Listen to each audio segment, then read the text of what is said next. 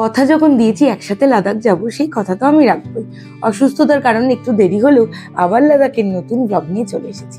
আর এই ব্লগে থাকছে বারালাচালা, তাংলাংলা সহ জিসপা টু লে রোড কন্ডিশন আর পুরো জার্নিটা। তাহলে চলুন প্রকৃতির এত অপূর্ব সৌন্দর্য উপভোগ করতে করতে লাদাখের আরো একটা নতুন দিন শুরু করা যায়।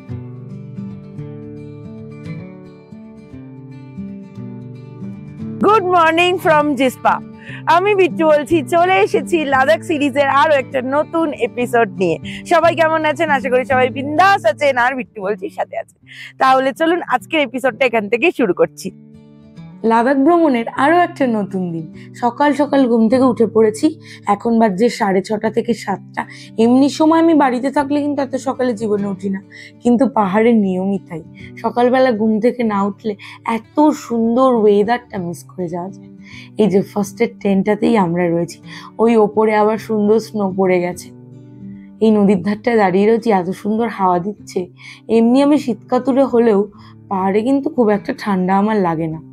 তারপরে রেডি হয়ে চলে এলাম ব্রেকফাস্ট টেবিলে। সবাই মিলে গল্প করতে করতে সকালের ব্রেকফাস্টটা খেয়ে নিলাম।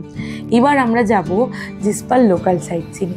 এই যে রাস্তাটা দেখছেন, এই রাস্তাটাই কিন্তু সার্চু হয়ে লের দিকে চলে যাচ্ছে। আমাদের ক্যাম্পটার নাম জিসপা অ্যারোমা কিচেন। আমরা আজকে জিসপা থেকে 30 মিনিটের ডিস্টেন্সে চলে যাব একটা মনেস্ট্রি দেখতে। একটা উঁচু পাহাড়ের চূড়ায় এই মনেস্ট্রিটা অবস্থিত। পথটা একটু দুর্গম হলেও চারিদিকের পরিবেশটা কিন্তু খুব মনোরম।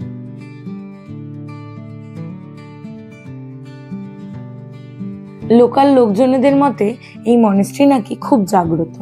পাহাড়ের চূড়া থেকে এই নিচের ভিউটা কি অসাধারণ লাগছে দেখুন। মনেস্ট্রির পরিবেশ চিরকালই শান্ত ও স্নিগ্ধ থাকে। এখানেও ব্যতিক্রম নয়, তবে এখানে একটু বেশি শান্তি বিরাজ করছিল। তেমন একটা মানুষজন নেই, আমরাই গুটি কয়েক লোকজন এখানে এসেছিলাম। আর এটা আমাদের উপরি পাওনা বলা যেতে পারে, তার কারণ আমাদের প্ল্যানে ছিলই না যে আমরা জিসপার এই সুন্দর মনেস্ট্রিটা ঘুরবো। এইটা হচ্ছে ভেতরটা, কি অপূর্ব দেখুন। আজকে আমাদের জিসপা থেকে সোজা সার্চু যাওয়ার কথা ছিল। সার্চুতে ক্যাম্প বসেনি বলে সকাল সকাল খবর পেলাম যে সার্চুতে থাকা যাবে না। সেই জন্য আজকেও আমরা জিসপাতেই থাকবো।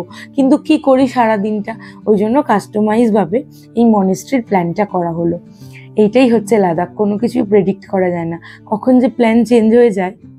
কিন্তু মন্দ কিছু হলো না বলুন, একটা নতুন জায়গা উপলব্ধি করা গেল।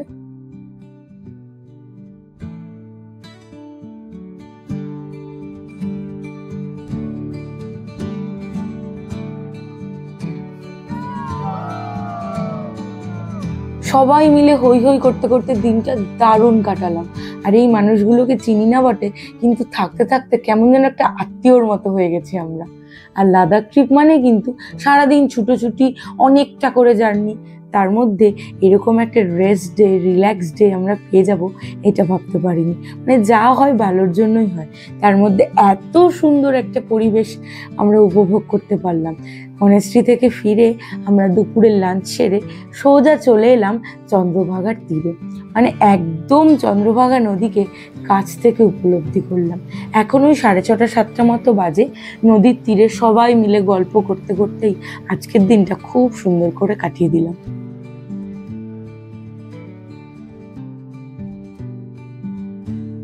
গুড মর্নিং সবাইকে, আরো একটা নতুন দিনে সবাইকে স্বাগত জানাই। আগের দিন জিসপাতে ছিলাম, আর আজকে আমাদের জার্নি হচ্ছে জিসপা থেকে লে। মোটামুটি 300 কিলোমিটারের জার্নি আছে, আর যেতে লাগবে মোটামুটি 10-11 ঘন্টা। সো এত সকালবেলা, মানে এখন বাজে 5টা, আমরা রেডি হয়ে গেছি, বেরিয়ে পড়বো। আর দেখতেই পাচ্ছেন চারিদিকে পুরো সুন্দর করে আলো ফুটে গেছে। দেখুন কেমন ঠান্ডা, পাতার মধ্যে বরফ জমে আছে। टेम्परेचर क्या है भैया? माइनस नहीं रहा, -4 दिखा रहा है। हाँ ये देखो, এখন বাজে সকাল 6টা। আমরা একদম ঠিকঠাক টাইমেই কিন্তু রওনা দিয়ে দিয়েছি। আর এত সুন্দর রোদ উঠেছে সকাল সকাল। এই লাদাখের রাস্তাগুলো দেখবো বলে বাড়ি থেকে কত ভিডিওই না দেখেছি। আজকে ফাইনালি সেই রাস্তার উপর দিয়ে যেতে চলেছি। এখনো পর্যন্ত সবুজ দেখতে পাচ্ছি। মা, রাস্তাটা আবার এখানে ভাঙা, বুকটা ডিপ ডিপ করে এরকম রাস্তাঘাট এলে। কিন্তু লাদাখ এসেছি বলে কথা, মনে তো সাহস রাখতে হবেই। এইদিকে আবার একটা সুন্দর ঝর্ণা বয়ে যাচ্ছে। এই যে আবার ভালো রাস্তায় চলে এসেছি। কিছুটা খারাপ রাস্তা পেয়েছিলাম, সবটাই যে লাদাখের ভালো তা কিন্তু নয়। আর ওই দূরের পাহাড়গুলো দেখুন কি সুন্দর স্নো পড়েছে। এই জন্যই তো আমি মানালির রুটটাকে চুজ করেছি। শ্রীনগরের পথটাও ভালো, মানে ওই দিকটাও খুবই সুন্দর বিউটি আছে। তবে আগে যদি এই দিকটা দিয়ে যাওয়া যায়, এই পথটা একটু লম্বা, কিন্তু এই পথটা আগে উপভোগ করলে ওই দিকের বিউটিটা আরও সুন্দর লাগবে পরে। আমরা কথা বলতে বলতে অনেকটা ওপরে চলে এসেছি। বারালাচালার রাস্তা দিয়ে যাচ্ছি বলে চারিদিকটা কি সুন্দর স্নো হয়ে গেছে।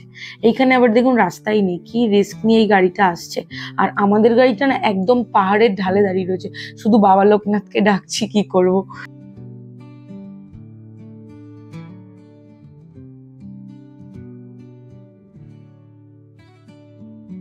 এইখান থেকে বারালাচালা 21 কিলোমিটার আর লে হচ্ছে 302 কিলোমিটার, মানে এখনো অনেকটা পথই যাওয়া বাকি আছে। আমি ফ্রন্ট সিটে বসে রয়েছি, কাছে একটু ধুলো লেগে থাকার জন্য ভিডিওটা হেজি হয়ে রয়েছে। সেগুলোকে আপনারা ইগনোর করে এই স্বর্গের মতো সামনের দৃশ্যটা মন দিয়ে উপভোগ করুন। আর আমি সবাইকে বলবো, জীবনে কিছু করুন না করুন, একটা বার অন্তত লাদাখ ট্রিপ প্ল্যান করবেন। মানে এত সুন্দর অপূর্ব জায়গা, আমি এর আগেও বহু পাহাড়ে ঘুরেছি, কিন্তু এটা হচ্ছে বেস্ট।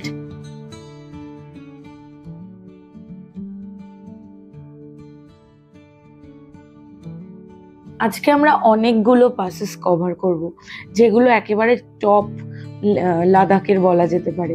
সেগুলো দিয়েই কিন্তু লে পৌঁছতে হয়। আর শ্রীনগরের রুটটা নিলে সেটা ফেরার দিনে পড়তো। তো সেই জন্য প্রথম থেকেই একটু ভালো করে প্ল্যান করে রিসার্চ করে তবেই এই ট্রিপটা প্ল্যান করবেন। আর সামনেটা দেখুন, সাদা চাদরের মতো লাগছে, কি অপূর্ব। ড্রাইভার দাদাকে অনেক রিকোয়েস্ট করেও গাড়ি দাঁড় করালো না, তার কারণ বারালাচালায় নাকি ভীষণ ভিড় হয়ে যাবে আর সেখানে দাঁড়াতে দেবে না। সেই জন্য আমাদের মানে এখন লোভ সংবরণ করে রাখতে হচ্ছে। আবার এখানে দেখুন কিরকম জল জমেছে, কি রিস্ক বাইকের জন্য। তবুও মনে সাহস থাকলে আর যাওয়ার ইচ্ছে থাকলে যে কোনো পরিস্থিতিতেই এই ট্রিপ সফল হবেই।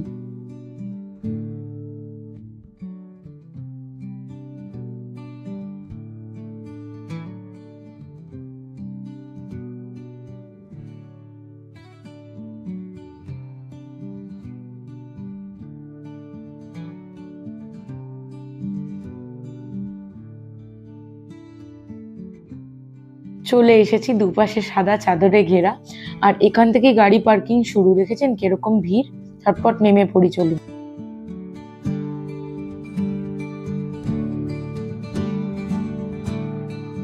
এখন আমরা কোথায় এসেছি দেখুন,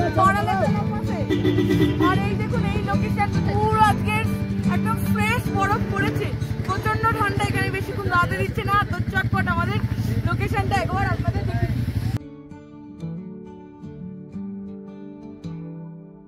ভীষণ ঠান্ডা লাগছে আর তেমনই সুন্দর লাগছে চারিদিকের পরিবেশটা। মানালির রুটটা সিলেক্ট করে একদম ঠিক ডিসিশন নিয়েছি আমরা। তো দেখুন এখানে রাস্তাটা কেমন হয়েছে। এরপরে যারা লাদাখ প্ল্যান করছেন তো এগুলো একবার ভেবে নেবেন। তো যারা বাইকে আসছেন, এই জায়গাটা কিন্তু একটু রিস্ক আছে। তো এই জন্য আমাদের ট্রাভেল এজেন্সি লে পর্যন্ত টেম্পো আমাদের প্রোভাইড করেছে। আমরা লে অব্দি টেম্পোতে শুধুমাত্র এই রাস্তাটার জন্যই যাচ্ছি, তারপর ওখান থেকে আমরা বাইকে যাব। রাস্তাটা কিন্তু সত্যি খুব মারাত্মক। এরকম একটা ব্যাপার আমি আগে শুনেছিলাম যে মে মাসে আসলেই প্রবলেমটা ফেস করতে হয়, জুন মাসে আসলে এই প্রবলেমটা ফেস করতে হয় না। কিন্তু আমি বলবো, আমি মানে আমার ব্যক্তিগত অভিজ্ঞতা থেকে বলছি, কখন যে স্নো পড়বে, কখন যে এখানে রাস্তা বন্ধ হয়ে যাবে, কখন রাস্তা ভেঙে যাবে, কোনো কিছু বলা যায় না। কখন পারমিট দেবে, কখন পারমিট দেবে না। কারণ বারালাচালা পাস কিন্তু ওয়ান ওয়ে, আজকে গাড়ি যাচ্ছে, একটা গাড়িও ওদিক থেকে আসতে দেখলেন। তাই জন্যই বলবো, ভালো করে খোঁজ খবর নিয়ে তবেই জিসপা থেকে বা সাট্টু থেকে লের পথে রওনা দেবেন। আর অবশ্যই বাইকে যারা জার্নি করছেন তারা কিন্তু একা কখনোই না, অন্তত 4 থেকে 6 জন একসাথে একটা গ্রুপ করে যাওয়ার চেষ্টা করবেন। আমাদের যদিও কালকে থেকে বাইকের জার্নি আছে। তো কথা বলতে বলতে আমরা অনেকটা নিচুতে নেমে এসেছি। এখান থেকে লে বলছে 252 কিলোমিটার, মানে তাও অনেকটা পথই বাকি রয়েছে। এখানে আমাদের গাড়িটা 2 মিনিটের জন্য জাস্ট দাঁড়িয়েছে, কারণ পারমিট চেক হবে। এখানে কিন্তু প্রচুর রেস্ট্রিকশন, মানে আর্মি ক্যাম্প, আর্মির গাড়ি, আর্মির লোকজন ভর্তি। আর এই হচ্ছে লাদাখের আসল কালার। নিচে নীল জল, ওপরে নীল আকাশ, ধূসর রঙের পাহাড়, আর মাঝখান থেকে চলেছে এই রাস্তাটা, যেটা ভিডিওতে বারবার দেখেছি। চোখের সামনে সেটা কিরকম এটা মানে উপলব্ধি করে না আলাদাই একটা অনুভূতি হচ্ছে, বিশ্বাস করুন দারুণ লাগছে জাস্ট।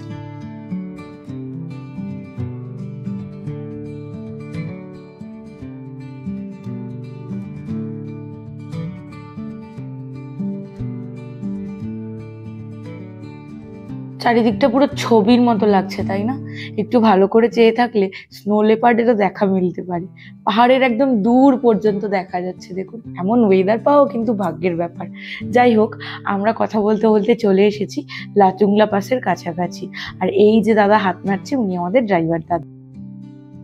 লাচুংলা পাস, আর এটা হচ্ছে দেখতেই পাচ্ছেন 16,616 ফিট উঁচুতে আছি আমরা। আর ये वकील साहब को देखो एक बार।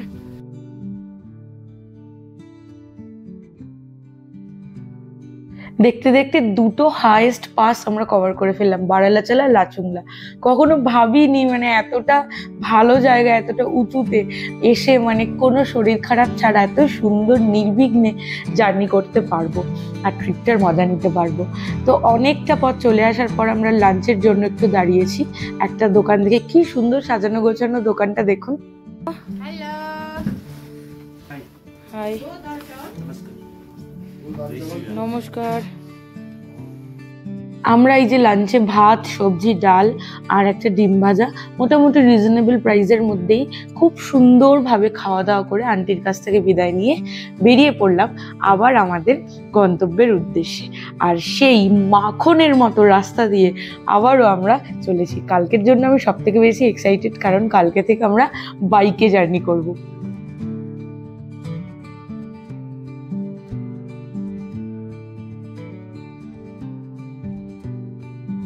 প্রায় 6 থেকে 7 ঘন্টা মানে 225 থেকে 30 কিলোমিটার জার্নি করে আমরা পৌঁছে গেছি বিখ্যাত তাংলাংলা পাসের কাছে।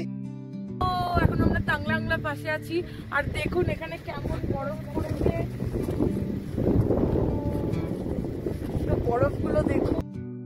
আমার এই ছোট্ট জীবনের সেরা প্রাপ্তি। আমি এখন দাঁড়িয়ে আছি 12th highest pass of the world, 17,482 feet উঁচুতে তাংলাংলার সামনে, যেখানে 1 মিনিট দাঁড়িয়ে থাকাই খুব কষ্টকর, কারণ ভীষণ অক্সিজেনের অভাব। কি অপূর্ব যে লাগছে চারিদিকটা।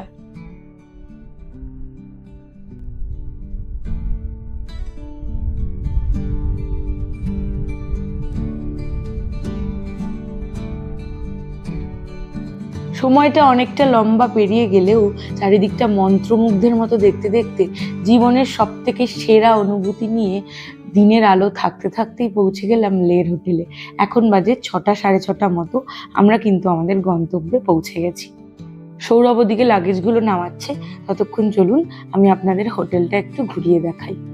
আমাদের ওয়েস্ট বেঙ্গলের সিম কার্ড কিন্তু এখানে চলবে না, তাই বাড়ির সাথে যোগাযোগ করতে হলে এখানে নতুন করে একটি সিম কার্ড আপনাদের নিতে হবে, সেটা দিয়ে আপনারা যোগাযোগ করতে পারবেন। আদারওয়াইজ কিছু কিছু হোটেলে ওয়াইফাই থাকে, যেমন এখানে ছিল। আর এই হোটেলটা চারিদিকটা অনেকটা বড় জায়গা নিয়ে তৈরি, খুবই সুন্দর পাহাড়ের মাঝখানে। আর হোটেলটার নাম হচ্ছে হোটেল প্যানোরামা। আমাদের রুমটা ছিল দোতলায়। চলুন এবার আপনাদের রুমটা দেখিয়ে দিই। ব্যালকনিটাও বেশ মানে বারান্দাটাও বেশ বড় সড়ো, চারিদিকে সত্যি খুব সুন্দর পরিবেশে কিন্তু আমরা একটা দারুণ হোটেল পেয়েছি। এই যে আমরা ঘরে চলে এসেছি। ভালোই আমাদের ঘরটা, একটা কিং সাইজের বেড রয়েছে, আর যা যা থাকার আয়না, আলমারি, টিভি, বাথরুমটাও বেশ সুন্দর, ঝকঝকে চকচকে পরিষ্কার। একটু পরিষ্কার পরিচ্ছন্ন জায়গা দিলেই আমার হলো, আর তেমন একটা খুব দাবি থাকে না পাহাড়ে ঘুরতে গিয়ে বিশেষত। আর সব থেকে আকর্ষণীয় এই ঘরটার হচ্ছে ব্যালকনি থেকে এমন সুন্দর ভিউ। সারাদিন এতটা জার্নি করেছি তবু কিন্তু ক্লান্ত লাগছে না। চুপ করে কখন রাত্রি নেমে যাবে, চলুন একটু বাইরে গিয়ে বসা যাক।